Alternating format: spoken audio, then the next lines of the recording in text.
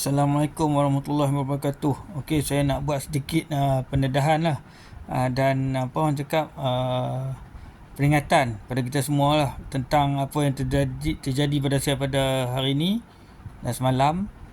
Saya nak cerita sikit tentang kronologi bagaimana saya kena scam lah. Yelah, sebelum ni duk dengar cerita orang kan, tapi kali ni kena pada batang hidung sendiri. Kadang-kadang duk fikir macam mana mereka ni boleh kena scam kan. So baru kita tahu rupanya macam ni scam. So Alhamdulillah lah, bila kena kat diri sendiri, at least kita belajar lah. Adalah hikmah dia kan. Sesuatu yang terjadi tu pasti ada hikmah dia. Dan banyak saya belajar tentang scammer ni lah. Mungkin Allah nak suruh saya dalami bidang cyber security ke mana, saya tahu kan. Sebab saya dah ada basic kat situ. Cuma saya tak pergi ke arah tu kan. Okey, tak apa, kita lupakan benda tu. Saya nak cerita kronologi supaya semua orang beringat. Okey, dia macam ni.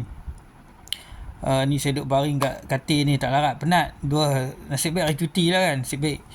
Dia macam ni, semalam dalam pukul 11 tu ada friend list saya dekat Facebook lah. Dia message saya dekat Messenger. Dia minta nombor telefon. Dia kata nak beri jemputan.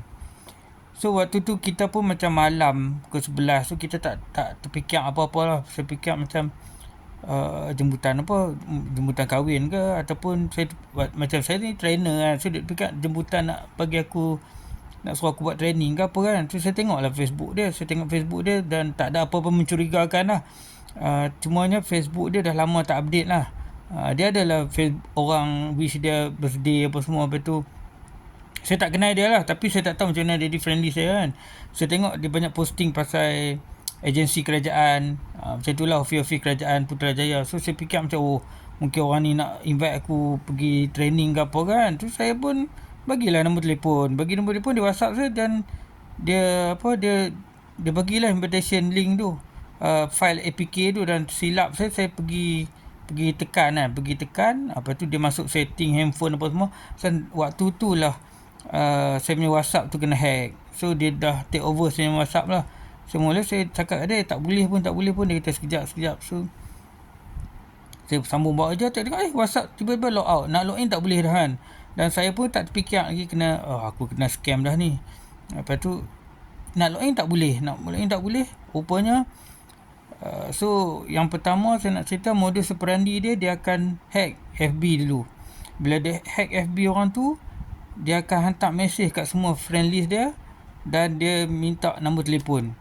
So kita pun percaya kat dia, kita bagi nombor telefon, dan dia akan hack pula kita punya nombor telefon tadi itulah. Dia hack nombor telefon kita, dan dia WhatsApp ke kawan kita lah yang file tadi tu. Dia nanti saya cerita pula esok kan. So saya nak cerita kronologi tu. Dia dah berjaya hack saya punya handphone. So apa yang dia buat, dia berjaya hack saya punya handphone. Saya dah tak boleh nak login WhatsApp saya cuba login, tak boleh. So saya pun silap. Saya duk try login 3-4 kali, kena block lah kan. Rupanya sepatutnya saya dah tahu, silap. WhatsApp cakap 12 jam baru boleh login balik. Sebab waktu tu saya minta kod dia WhatsApp. Memang tak boleh lah, sebab dia dah take over WhatsApp saya. WhatsApp saya dah masuk ke phone dia. So kod tu semua hantar ke WhatsApp phone dia. So saya tak akan terima apa-apa kod, melainkan saya minta WhatsApp call saya ataupun SMS. Tapi nombor saya dah kena block, kena tunggu 12 jam. So dalam masa 12 jam tu lah dia buat kerja. Saya bangun pagi tadi, saya tunggu sampai pukul, kawan-kawan semua duk WhatsApp yang dia orang kena betul ke benda ni apa semua. So saya pun bagi tahu kawan-kawan, saya bagi tahu orang tua-tua, adik-beradik kita yang selalu duk transfer duit ke apa, ni semua scammer. Saya bagi tahu dalam grup, saya betul dalam Facebook saya. Lepas tu saya sementara tunggu pukul 10 tu kan.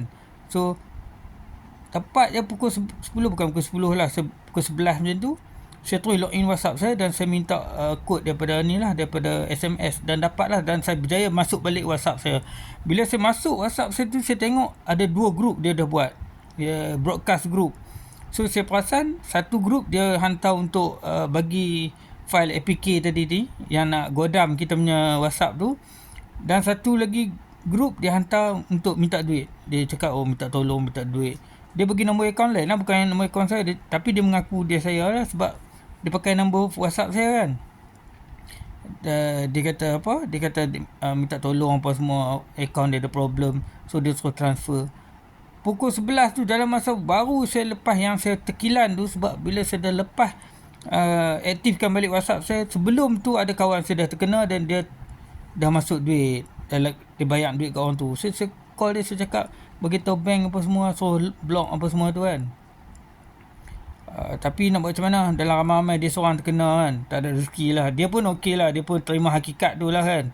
Dan saya nampak lah, bagi saya lah, pendapat saya nampak macam memang benda tu apa orang cakap, rezeki dia, tak ada rezeki kat dia kat situ kan. Sebab apa? Sebab orang yang WhatsApp dia tu minta duit tu, orang tu tak cakap lagi pun berapa nilai, dia terus bagi 1,900. Tu saya tanya dia, macam mana abang boleh tahu saya nak 1,900? Tu dia kata, saya agak lah, mungkin ini yang tuan perlukan kot. Sebab saya tak pernah pun minta duit kat dia apa semua, dan saya jarang WhatsApp dia. Adalah dia duduk WhatsApp saya sekali-sekala kan.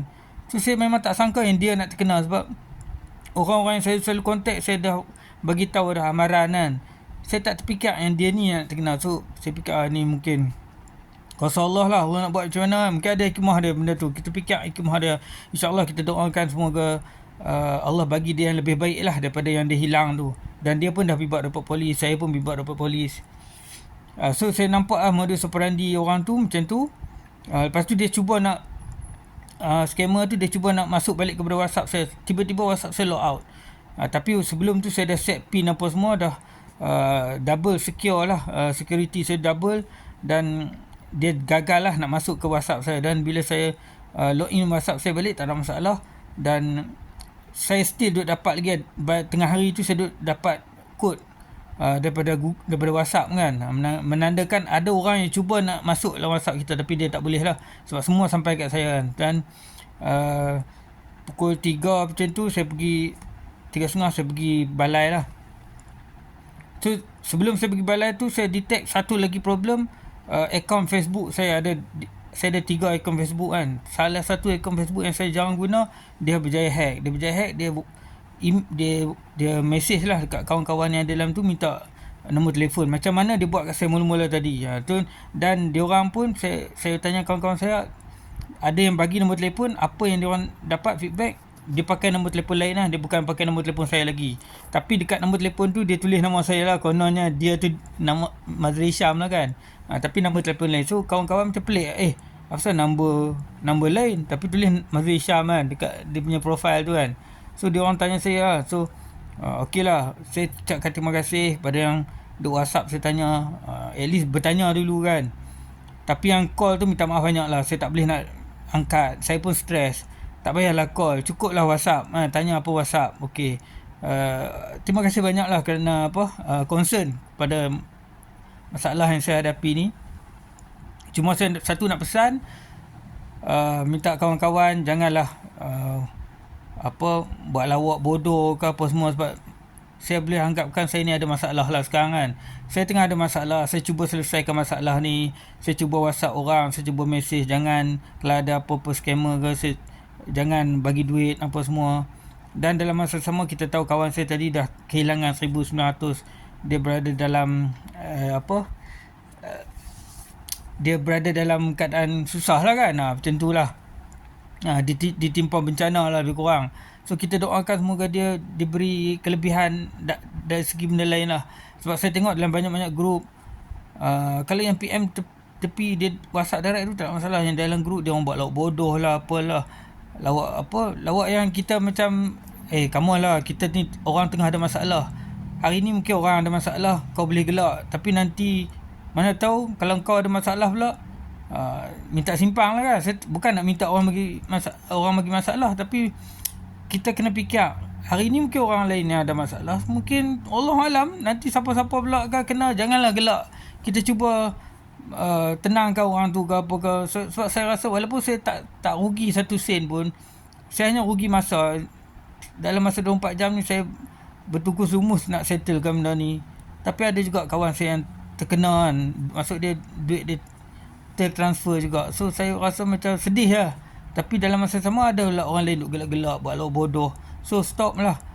Kalau saya tengok lebih-lebih buat lawak bodoh, saya boleh unfriend ke, saya boleh block, saya malas layan. Sebab kita sekarang, kita tak nak fikir benda pelik-pelik, benda-benda merapu. Kalau macam kawan-kawan rapat ke apa semua, saya tak rasa pun dia orang buat macam tu. Tapi yang macam jarang-jarang kadang-kadang timbul sekali-sekala kan. Kita bukan rapat sangat dengan dia. Ataupun mungkin satu ketika dulu kita rapat muda-muda, kita buat lawak sama-sama. Kita sekarang dah berumur, umur semua dah 50 lebih. So agak-agak lah buat lawak bila orang ada dalam kesusahan kan. Kalau tak ada, kalau dalam keadaan normal, saya orang kutuk-kutuk, saya dalam keadaan normal, saya okey lagi, saya terima. Walaupun kadang-kadang kita terasa, tapi okey lah orang buat lawak, kita pun faham. Cuma itulah, jangan cubalah buat lawak bodoh kat orang kan, buat hina orang ke apa ke. Orang ada masalah.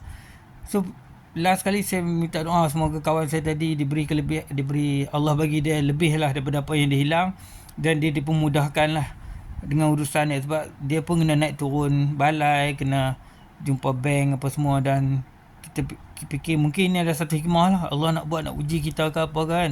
Dan bagi pihak saya pun, saya belajar banyak benda. Saya tanya orang ni cakap macam ni, ajak setting WhatsApp apa semua. So okey, aku dah faham macam mana yang orang scam ni dia buat kerja kan. Dia ambil akaun Along lah, apalah Along, orang yang letak nak kad ATM kat Along apa semua tu. So pihak kerajaan pun mungkin lah kena buat something lah dekat orang cakap, syarikat pinjaman Malaysia ni kan. Kadang-kadang tengok dia orang ni macam dah bermaharajalela. Biar bank cukup lah bagi loan kan. Yang company kredit yang entah apa-apa ni, cuba orang cakap, cuba kontrol lah dia orang punya ni. Okay, so saya rasa dekat tu kot, saya tak boleh cerita banyak. Saya harap kawan-kawan semua boleh share lah benda ni, supaya orang lain tak terkena kan. Kalau ada orang minta nombor telefon ke apa, jangan bagi. Ataupun kalau ada orang bagi APK file tu, kalau ada orang bagi invitation kenui kahwin ke, selidik dulu betul ke orang ni bagi ke apa kan. Sebab kita pun dah risau. Sebab saya semalam ada kawan-kawan duk bagi jemputan kahwin. Sebab tu yang terakhir tu masuk, saya terus tekan je lah. Kita pun tak sangka benda tu nak jadi kan. Alhamdulillah lah, saya tak rugi satu sen pun. Walaupun saya rugi masa, tapi saya anggap masa tu dia balas balik lah dengan apa pengalaman yang saya dapat. At least saya boleh cerita kat orang, dan at least saya tahu macam mana cara dia orang duk scam orang tu kan. Okay, so InsyaAllah kita doakan yang terbaik lah untuk semua. Assalamualaikum.